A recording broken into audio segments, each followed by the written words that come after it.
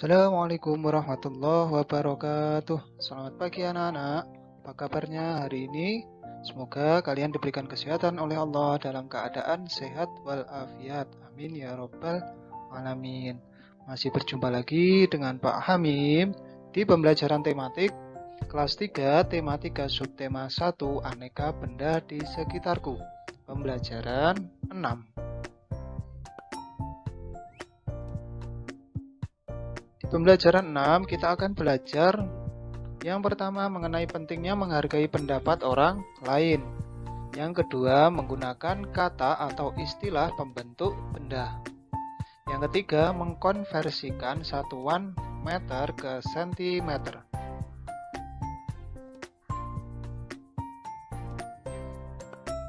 Ya anak-anak, kamu sudah mempelajari aneka bahan pembentuk benda. Selanjutnya, kita akan menyelidiki bahan yang sesuai untuk benda-benda tertentu. Tentukan 5 benda yang akan diselidiki oleh tiap-tiap kelompok. Tuliskanlah hasil musyawarah di bawah ini. Misalnya, benda yang akan kami selidiki adalah yang pertama, buku.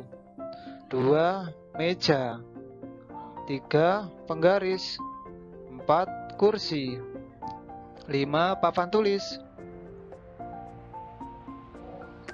Kamu sudah melakukan kegiatan musyawarah? Tuliskan pengalamanmu di kotak yang disediakan. Tuliskan keuntungan melakukan musyawarah dalam mengambil keputusan bersama. 1. Masalah akan cepat terselesaikan. 2. Menimbulkan rasa saling menghargai satu sama lain.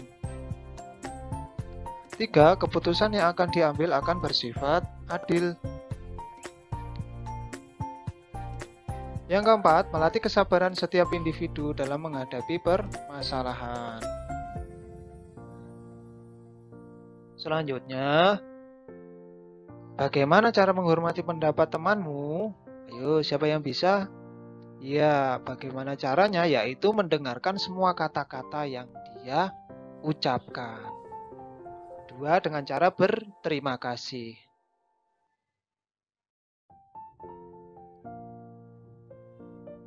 Selanjutnya, apa yang terjadi jika kita menghormati pendapat temanmu?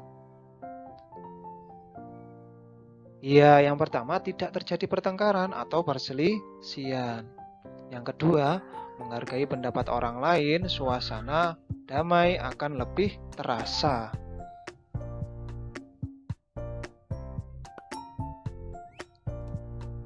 Selanjutnya, ceritakan pengalaman menghargai pendapat orang lain saat musyawarah.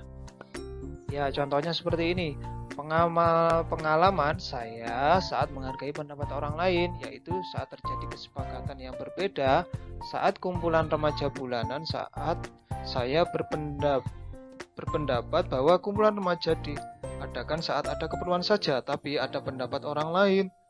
Kumpulan remaja tidak diadakan saat ada keperluan, tetapi setiap bulan. Fungsinya untuk merencanakan acara-acara yang akan diselenggarakan. Dan menurut saya itu baik juga ada. Jadi saya menyetujui pendapat orang lain tersebut.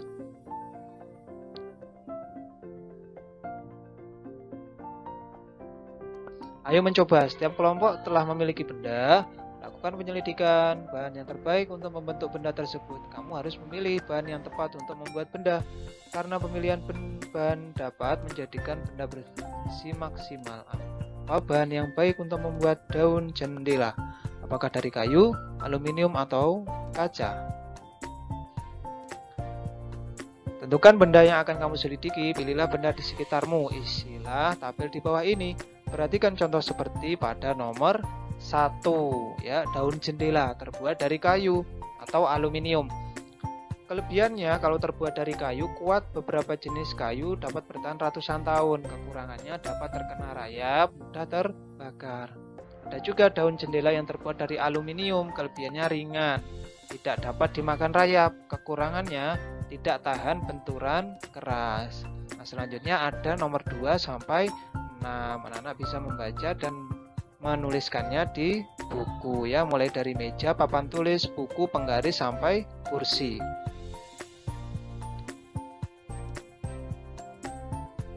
Pilihlah satu benda yang telah kamu selidiki. Tulislah secara lengkap hasil penyelidikanmu. Hal-hal berikut harus termuat dalam tulisanmu. Penjelasan bentuk benda, warna, ukuran, dan bentuk.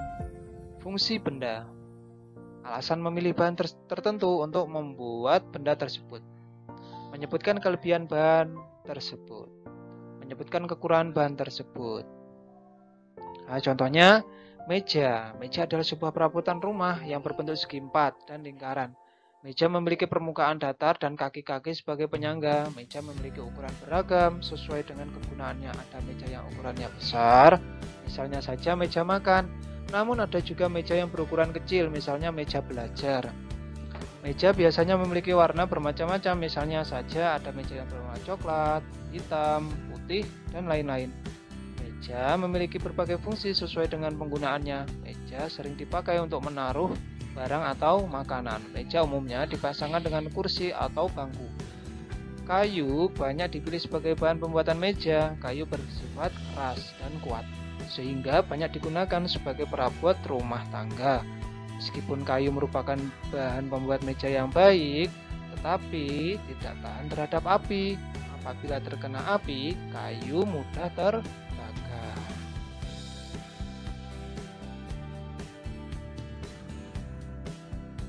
Oke, selanjutnya anak-anak, meteran gulung. Nah, meteran gulung itu disebut juga dengan meteran saku.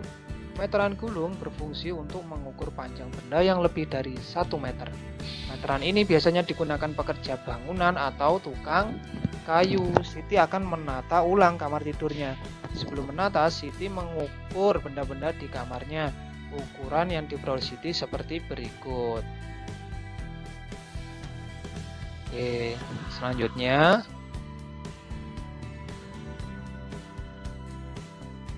ya, kita akan belajar tentang mengkonversi sentimeter ke meter. Ya, ada di sini 1 meter sama dengan 100 cm. 1 meter sama dengan 1000 mm. 1 cm sama dengan 10 mm. Oke, bantulah Siti menemukan ukurannya. Nomor 1, ya, angka A sampai E ya. Kita coba menyelesaikannya. Oke, di sini ada contoh 1 meter sama dengan 100 cm ya, sebagai acuannya. Dan nomor A, 254 cm sama dengan titik-titik meter ditambah titik-titik cm. Oke, kita ubah dulu ke dalam cm. 200 cm ditambah 54 cm, disamakan dulu ya ke cm. Selanjutnya titik-titik meter ditambah titik-titik cm, kita cari, kita ubah dari cm ke meter. 200 cm sama dengan titik-titik meter ya, cm ke meter berarti dikali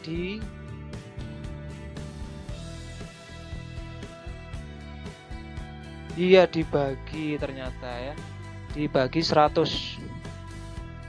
0 pertama dicoret dengan 0 pertama, 0 kedua dengan 0 kedua. Berarti 2 dibagi 1 sama dengan 2. Berarti 200 cm sama dengan 2 meter ditambah ya 54 cm, tetap berarti 54 cm. 2 meter ditambah 54 cm. Selanjutnya 390 cm sama dengan titik-titik meter ditambah titik-titik cm. Ya, 300 cm ditambah 90 cm. Kita ubah 300 cm ke meter, berarti dibagi 100. 300 dibagi 100, 0 pertama dicoret, lalu 0 kedua dicoret, tinggal 3 dibagi 1 sama dengan 3. Berarti 3 meter ditambah 90 cm.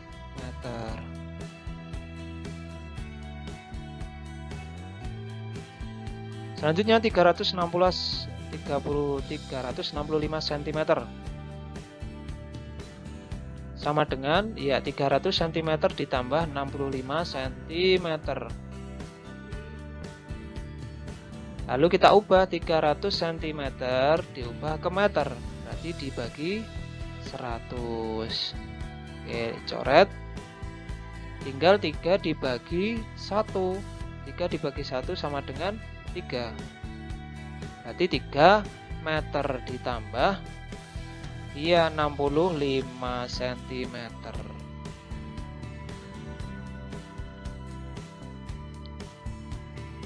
Selanjutnya 909 cm sama dengan ya 900 cm ditambah 9 cm. 900 cm kita ubah ke satuan meter, berarti dibagi 100.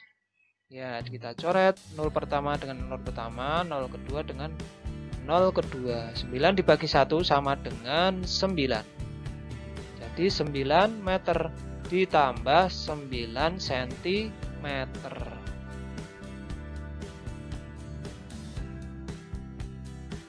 Selanjutnya 400 cm, berapa meter ditambah cm? Ya, 400 cm ditambah 0 cm. Kita ubah 400 cm sama dengan titik-titik meter, berarti dibagi 100. Kita coret 0 pertama, 0 kedua. 4 dibagi 1 sama dengan 4. Berarti 4 meter ditambah 0 cm.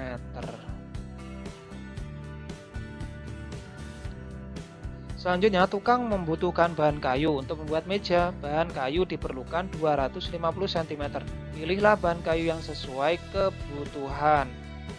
Kayu yang diperlukan yaitu 250 cm.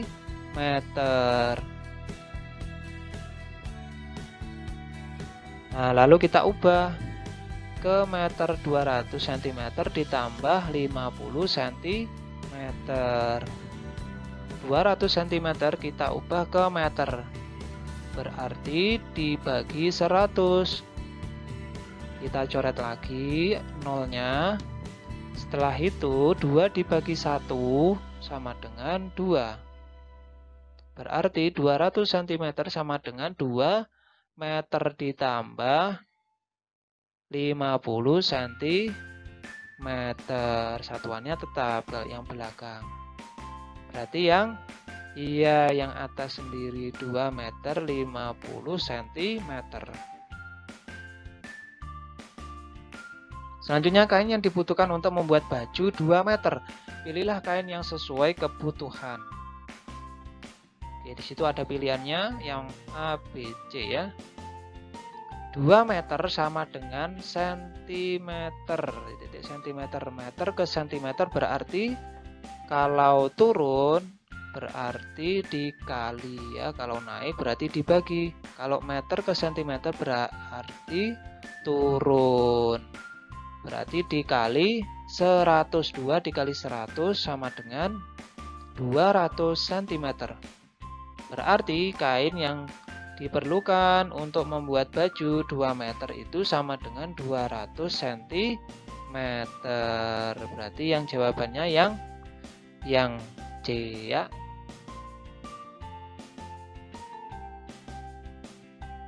Oke, di sini ada wawasan tambahan tentang alat ukur sesuai dengan fungsinya. Yang pertama ada alat ukur panjang. Ya, alat ukur ini biasanya mengukur lebar panjang atau tinggi suatu benda atau bangunan. Adalah meteran. Nah, itu adalah contoh meteran yang digunakan untuk mengukur panjang. Ada A, B, C, D, E, mulai dari meteran pita atau yang disebut meteran kain, ada meteran roll besar, ada meteran saku atau roll saku, ada penggaris, ada juga jangka sorong. Selanjutnya ada juga alat ukur berat. Alat ukur berat digunakan untuk mengukur berat suatu benda adalah timbangan ya. Di sini ada contohnya bentuk dan kegunaan raca. Di antaranya adalah ada timbangan badan, macam-macam timbangan, ada badan, duduk, Ada timbangan bayi, ada timbangan gantung, ada juga neraca.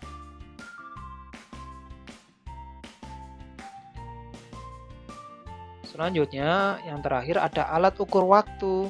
Alat ukur waktu itu biasanya digunakan dalam mengukur lama kegiatan sehari-hari adalah jam.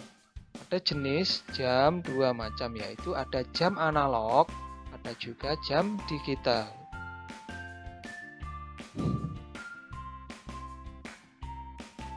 Oke, demikian anak-anak penjelasan dari Pak Hamim. Di sini ada latihan soal. Yang pertama dikerjakan di buku tulis tema ya anak-anak.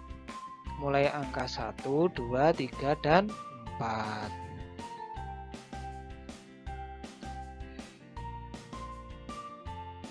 Jangan lupa setelah menyimak video pembelajaran ini sampai habis, anak-anak mengisi nama lengkap dan kelas pada kolom komentar ya.